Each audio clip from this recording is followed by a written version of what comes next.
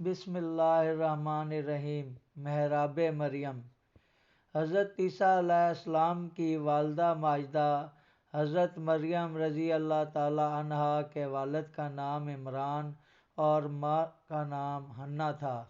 جب be be مریم اپنی ماں کے شکم میں تھی اس وقت ان کی ماں نے یہ منت مان لی تھی کہ جو بچہ پیدا ہوگا میں اس کو بیت المقدس کی خدمت کے لیے آزاد کر دوں گی۔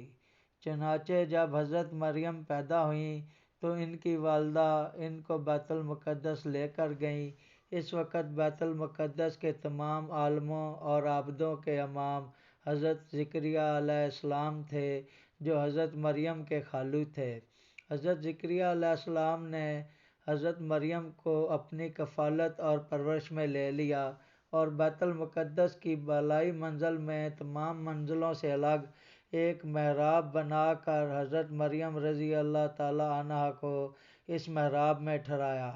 چنانچہ حضرت مریم رضی اللہ تعالی عنہا اس محراب میں اکیلی خدا کی عبادت میں مصروف رہنے لگیں اور حضرت زکریا علیہ السلام صبح و شام محراب میں ان کی خبر گیری اور خورد و نوش کا انتظام کرنے کے لیے آتے جاتے رہے۔ چند ہی دنوں میں حضرت مریم رضی اللہ تعالی عنہا کی محراب کے اندر یہ کرامت نمودار ہوئی کہ جب حضرت زکریا علیہ السلام محراب میں جاتے تو وہاں جاڑوں کے پھل گرمی میں اور گرمی کے پھل جاڑوں میں پاتے۔ حضرت زکریا علیہ السلام حیران ہو کر پوچھتے کہ اے مریم یہ پھل کہاں سے تمہارے پاس آتے ہیں؟ تو حضرت مریم رضی اللہ تعالی عنہا یہ جواب دیتی کہ یہ پھل اللہ کی طرف سے آتے ہیں اور اللہ جس کو چاہتا ہے بلا حساب روزی عطا فرماتا ہے۔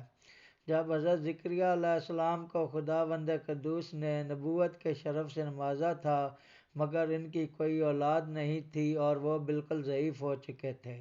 برسوں سے ان کے دل میں فرزند کی تمنا معزن تھی اور بار بار انہوں نے گڑ گڑا کر خدا سے اولاد نرینہ کے لیے دعا بھی مانگی تھی مگر خدا کی شان بے نیازی کے باوجود اس کے کہ اب تک ان کو کوئی فرزند نہیں ملا۔